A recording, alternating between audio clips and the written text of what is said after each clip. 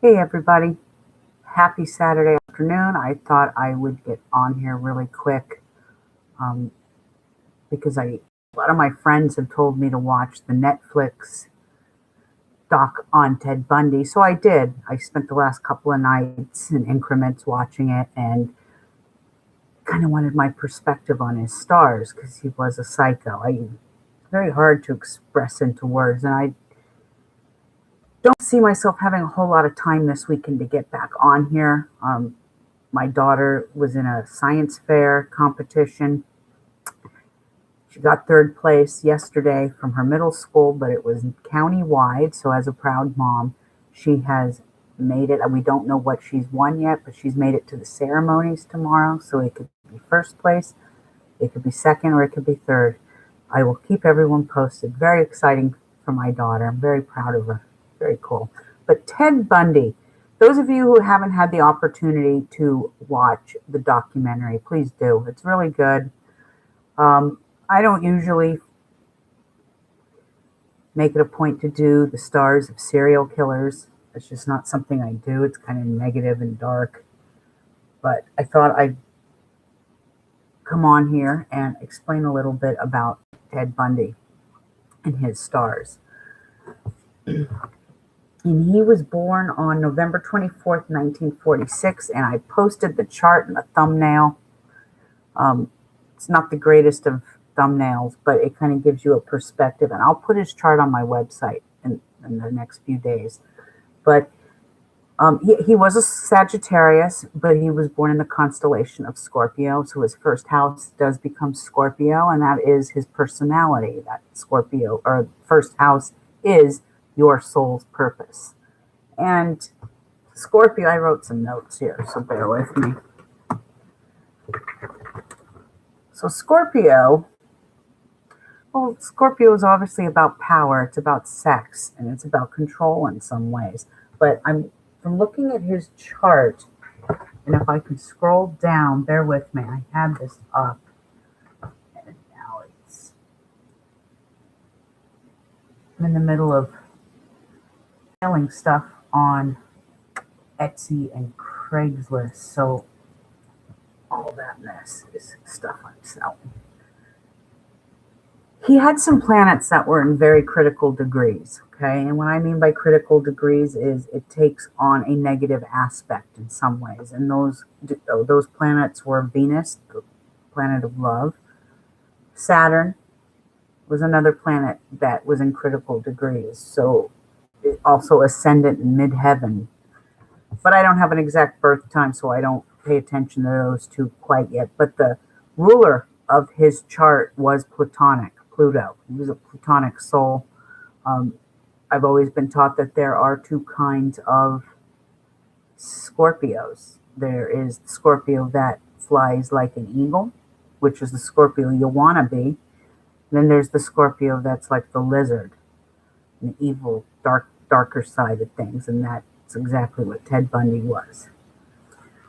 But he was born in Sagittarius, and Sagittarius is the sign of codification of thought.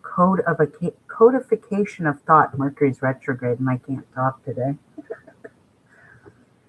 And this is also the money house. But if you look closely at his chart, he had a stellium. And what I mean by a stellium is you have a cluster of more than 3 planets in each house. And he had one sitting in the first house, all in Scorpio, and the second house, all in Sagittarius, with a couple other factors within his chart. But let's go to the first house where he had a Jupiter in Scorpio. And this is what brought him luck. I have a Jupiter in Scorpio. And people with a Jupiter placement in Scorpio in its positive state will achieve great things. They make great private investigators, crime scene unit type people, detectives, the police force. It also rules witchcraft. So Jupiter in Scorpio, you can either fly like the eagle and be a great healer and a great helper, or you can be the negative and slither like the lizard and the snake. And that's exactly what Ted Bundy was. but he had Jupiter there, so he got lucky with the cops a lot. This was his way of getting away from the cops all the time. Jupiter, right on the first house. He also had a Venus in Scorpio, and Venus in Scorpio. I have told my own friends this when I pull a chart for them. I'll say they're dating some guy, and I see Venus in Scorpio. I kind of tell them to run. I don't mean that in a negative way, because I do have some friends who do have a Venus in Scorpio, and they handle themselves very well, But when you have the planet of love in the secretive side of Sagittarius or Scorpio, you are dealing with someone who's very possessive, someone who's very jealous. It's drama. They're very dramatic souls, and they're very, very jealous. So if you're dating someone and they're incredibly jealous, you might want to check and see where their Venus is. Let's go to Mars. I think I covered. Oh, yeah, a Jupiter, a Venus. Oh, I had a Mercury. The mind. Mercury rules the mind, and Ted Bundy did have a Mercury in Scorpio. This is his first house. And this, with his state of mind, he was very deceiving. He was very, he could talk a good talk, and he could get out of a lot of things, and he was cunning. And he knew how to use his words well. Sometimes he argued just for the sake of argument, which is, I know a lot of people like that, actually, that argue just for the sake of argument. But there are a great many different factors that go into his chart. And like I said, I've written a few notes on this. I might pull, my former teacher wrote a book about serial dragons, and I might pull the book in a minute and talk to you about that. But I just want to go through the notes I have written so far. And I'm at Mars right now. So I'm working on the second house. Now, the second house, he also had a stellium, and he had a stellium of 1, 2, 3. He had a stellium of 4 planets, and I saved the 4th planet being the dragon's tail. He had a dragon's tail in Sagittarius. The dragon head was in Gemini, 8th house. And this is duality. He had a double personality. He lived a double life. Duality. He had a sun in the 2nd house. He had his moon in the 2nd house. Moon is in Sagittarius. He had a Mars in Sagittarius. This is all in the 2nd house. And this can be, it's right on the dragon's tail. Anytime you have Mars or a moon right on the dragon's tail, number one, Mars is aggression. And he was very aggressive. And he turned into, he turned rageful. He became aggressive. I almost see him cowardly because he just bludgeoned women to death. He was a coward. He was a sick man. Sick in the head. But he did have a dragon tail in Sagittarius, and anytime you have a tail here, this is where your karmic residue is. This is karma. This is past life. And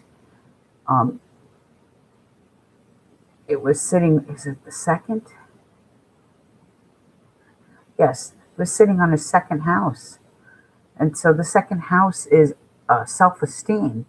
It's wealth, it's possessions, and he wasn't really a wealthy man in any sort of means. He was kind of a jack of all trades, which is very much a Gemini gift. There's an expression my friend says, and I can't remember how she said it. No, I don't know, it's left me, but jack of all trades, something of nothing. I don't remember how she put it, but it made sense when we were talking about it last night.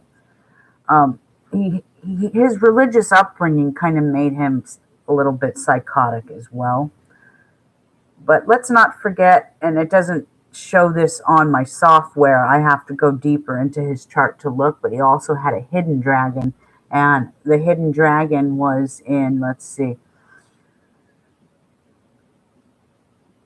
the tail was in Taurus and the head was in Scorpio, so he had a dragon's head in Scorpio, even though, and the tail was on his seventh house. He doesn't have any planets in his third, fourth, or fifth, or even sixth house or seventh. Then it skips right up to his eighth house. Remember, this is the house of death.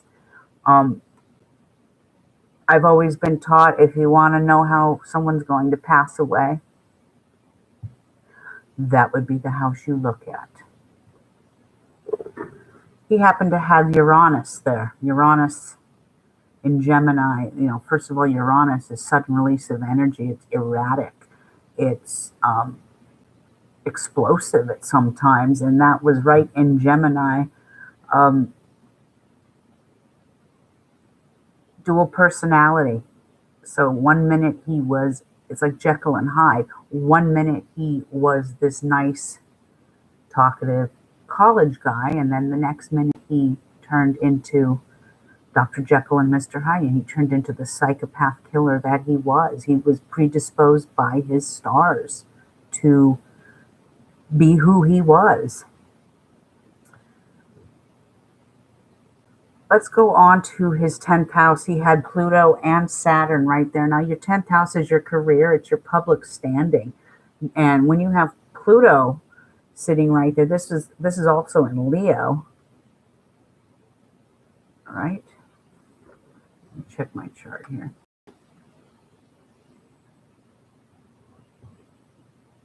Yep, Leo. Pluto and Saturn right in Leo. This is negative. This is a person who got away with it because of Jupiter and Scorpio. He got away with fooling the cops time and time again. But in the end, his public standing, it was, Pluto is drama. It's death, drama, rebirth, transformation. And with it being right there in Leo, this is decay in some ways. He was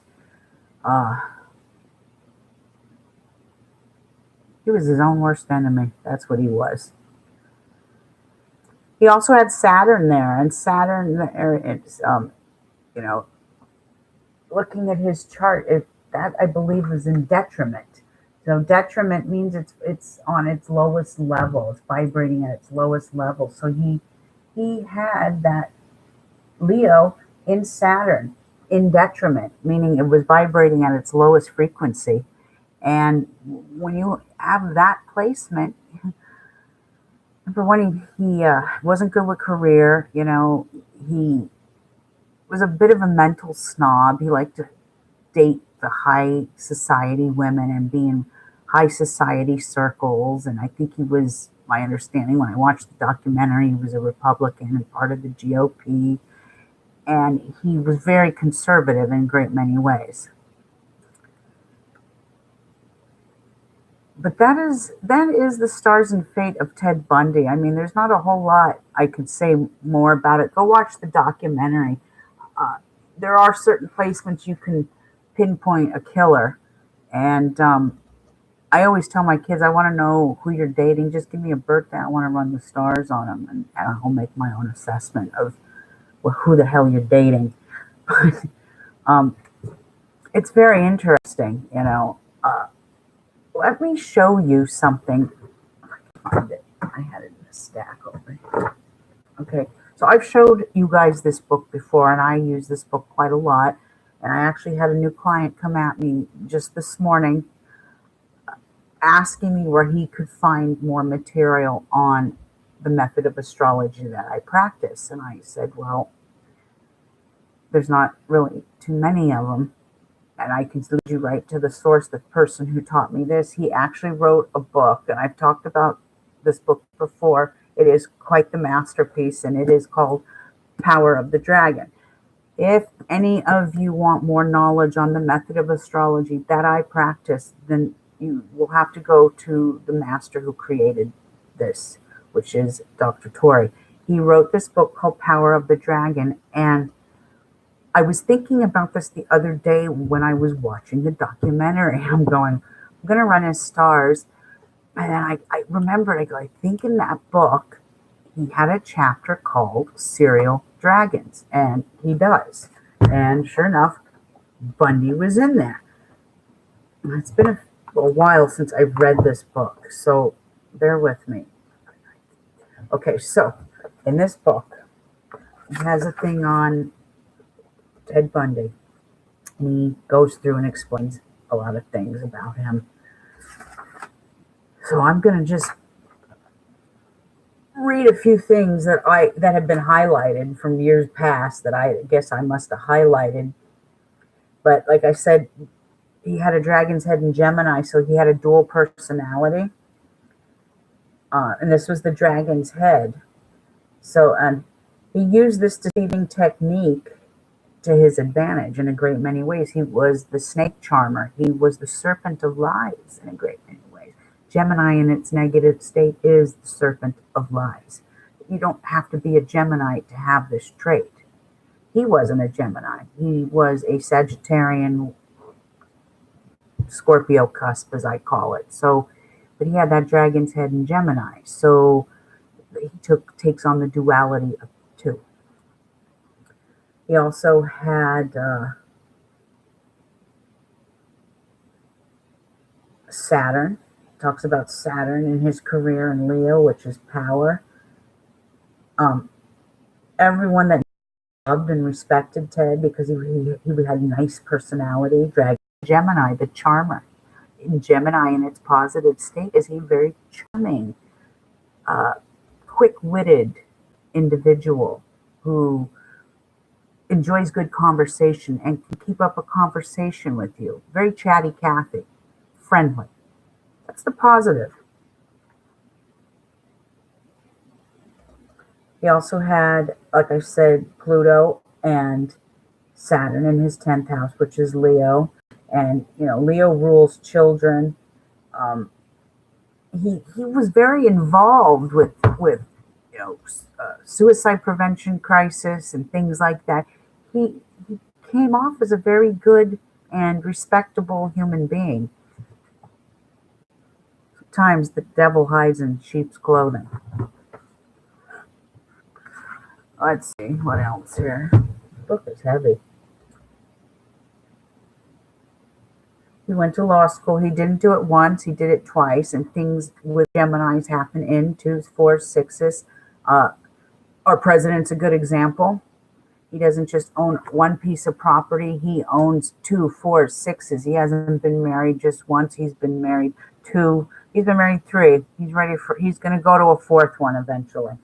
I don't think this is his last marriage. Gemini, 2s, 4s, 6s. Being a Sagittarius, though, he strove for higher education. He strove for codification of thought. He felt that he was superior and better than a great many people. That was his mentality. What else does this book say?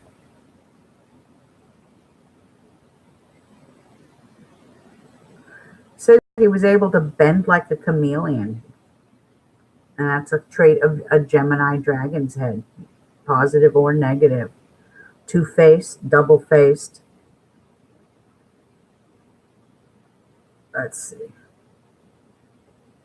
He had a Mercury in Scorpio, and he was very cunning. And usually people with a Mercury in Scorpio, they are very cunning in its positive state. A Mercury in Scorpio, like I said, is a detective, a police officer, CSI, crime victims unit officer, mortician, someone who dabbles in the realm of death in some ways, medicine, science, metaphysics. There are many, many great witches out there that have Jupiter and Scorpio, or a lot of Scorpio aspects to their chart. There's a lot of people in the esoteric realm that have certain gifts like this. Unfortunately, he used his in the negative and not in the positive.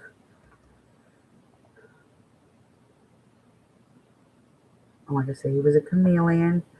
Ruled the night, Mercury and Scorpio. I've covered that. According to this book, it says he went through another sex, passion, confusion, Gemini, Scorpio, soon after he got to Utah and killed 16-year-old Nancy Wilcox on holiday. And less than 3 weeks later, he killed again.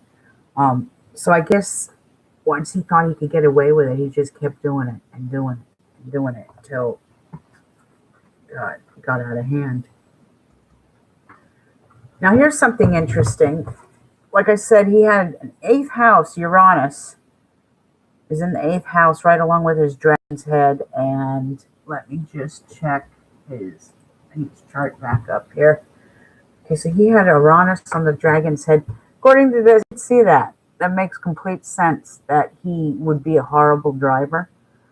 His driving was erratic. He wasn't, so that's why he got pulled over a lot by the police, but he was good at talking himself out of things. Sometimes he got pulled over and he got away with it, knowing that he had murdered women in Washington and stuff. He got away with it. But you can't get away with it for too long. Karma will finally catch up to you. And it did. I can't think of anyone who deserved to die more.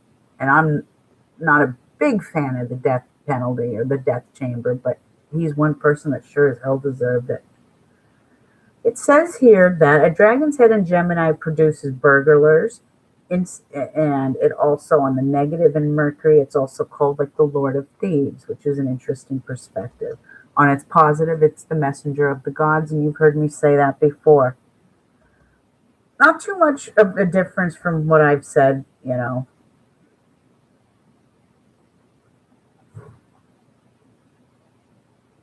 He was a bad driver. And let's see. Blah, blah, blah, blah. Anyway, I just wanted to go over his stars briefly. You know, I don't have a whole lot of time to sit here and go over Ted Bundy's stars, but I will tell you this.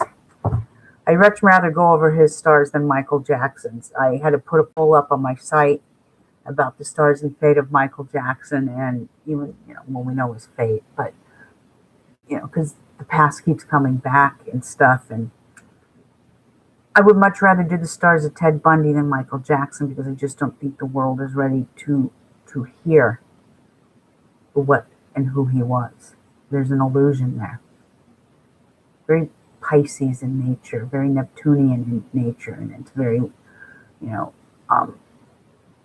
so I'm still debating on whether I'm going to do the stars on Michael Jackson or not. I haven't decided. I've taken a poll, and the yeses outweigh the no's right now. But back to Bundy. Like I said, he was born with a stellium. I had said that.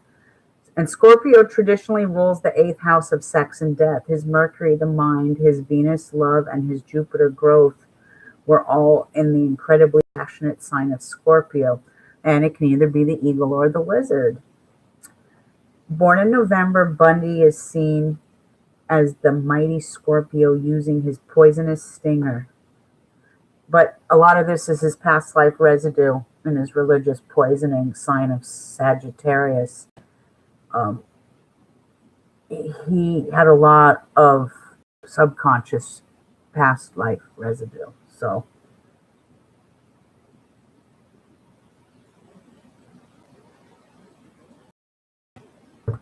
wow, I just realized that looking like so Ted Bundy's Venus and his Mercury were both retrograde when he was born. And anytime I was born with Mercury retrograde, and as a kid, I learned a lot slower than most. Conventional education didn't do it for me. You could put oracle cards in front of me as a kid, and I could do those 100 times better than any kind of mathematics. That was me as a kid, and there's nothing people that are born with a Mercury retrograde. I always crack this joke. Linda's a walking Mercury retrograde. I was blessed by my stars. And I do notice this with Mercury retrograde before I go back to Bundy. People that are born with Mercury retrograde, when Mercury does go retrograde, we seem to be able to handle the energy just a little bit better than other people. So remember that. If you know your placement and you know you were born in a Mercury retrograde, when Mercury does go retrograde, you know, most of us go, oh my God, Mercury retrograde. Ugh. Those that are born in a Mercury retrograde, you will be able to roll with the punches a lot better than the average soul that is not born with a Mercury retrograde. just my little tangent about Mercury retrograde. But it says in the Power of the Dragon book that I'm reading to you, that, where did I see it? Blah, blah, blah. Oh, this is what happens when I talk too much and lose my place. Bear with me, you guys. You can't say I don't have my glasses on, because I do.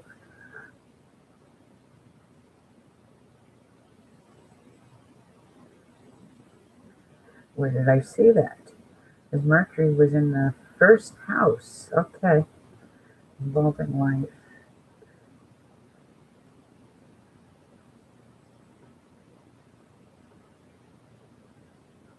Well, I think I've lost it. I'm sorry, you guys.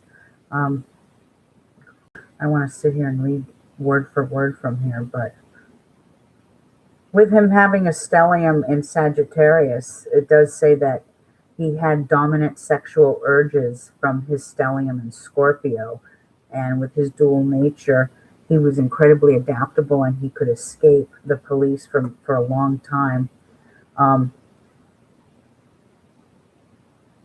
According to this, and after seeing the video, he did have a certain type of woman. It would seem like women with long hair that had it parted right down the center, where are the ones that he would target the most. It does. Now, his 12th house had Neptune. Now, I have a Neptune there too, but mine's in the 12th house. His is in the 12th house. It can create madness, or it can create psychic abilities, depending on how you use your energy, both positive and negative. Mine has been created for psychic abilities, not madness.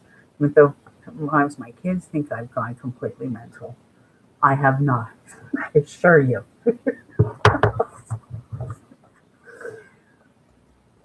I'm bummed. I really wanted to read that thing to you. I can't find it. It was talking about Mercury being retrograde, and any time when people are born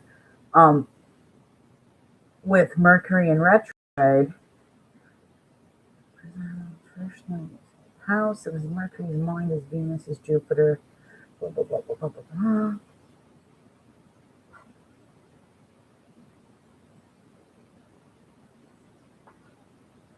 Well, anyway, anytime someone's born with a Mercury retrograde, they assimilate things just a little bit slower, especially when they're younger. As they get to be adults, I'm as smart as a whip now.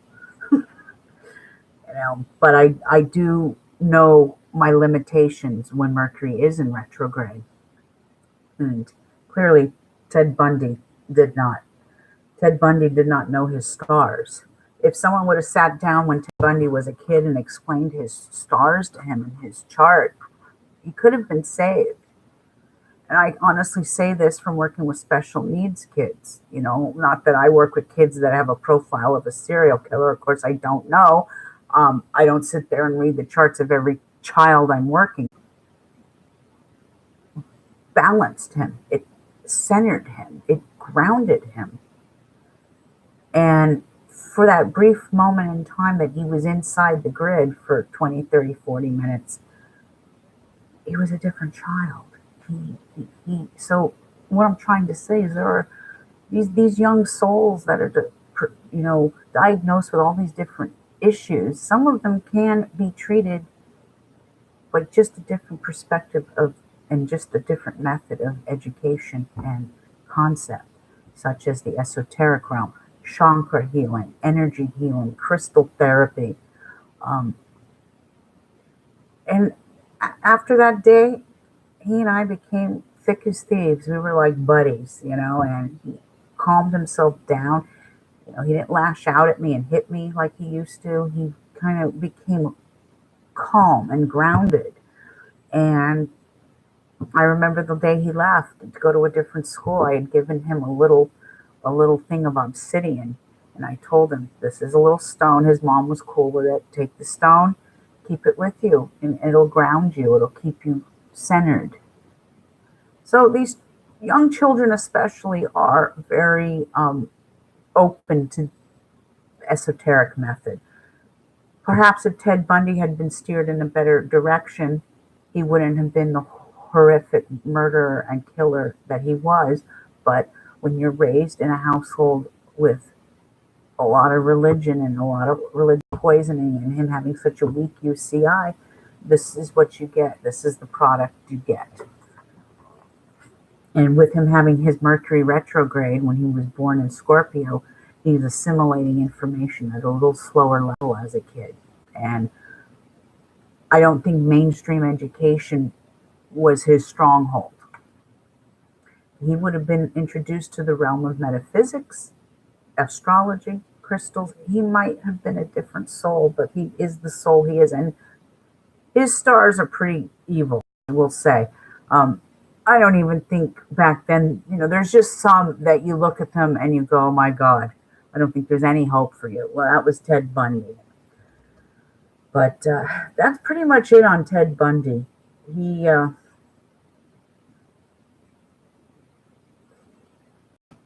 was evil. He was an evil, evil man. But if you want to read more about other serial killers, I think Gracie's in here, Dahmer's in here. This is a great book. And I'm giving a big endorsement now to Dr. Torrey. So everything I just read, I don't need to get sued for copyright infringement. Everything I just read was from this book. When I first started, I was reading from my software. But this gives you a little more in-depth detail about serial killers, we actually have something in here about Michael Jackson, Princess Diana. It's a great book, and there is really no other author out there as of yet. I do plan on writing a book more for magical purposes and using your dragon head and tail, because I've incorporated spells to use with the power of the dragon. Something that you would have to be in the esoteric realm and the realm of witchcraft to do and to conjure up, but I spent many years training on doing it. But if you want to know more about Nostradamus astrology, astropsychology, the method of astrology that I practice, then start with this book. It's a great book.